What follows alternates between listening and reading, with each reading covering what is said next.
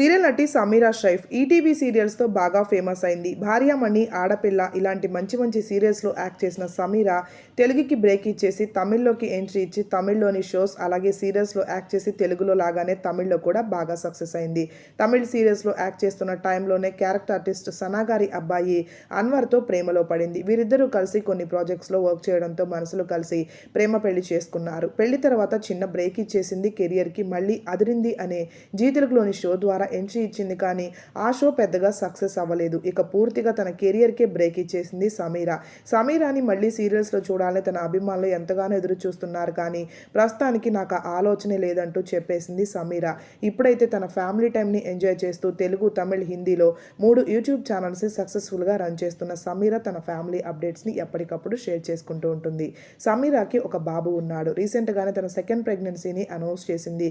తన ప్రెగ్నెన్సీ జర్నీని ఎప్పటికప్పుడు షేర్ చేసుకుంటున్న సమీరా ఈరోజు పండంటి మగబిడ్డకు జన్మనిచ్చింది. మరోసారి బేబీ బాయ్కి వెల్కమ్ చెప్పేస్తున్నాము మా జీవితాల్లోకి.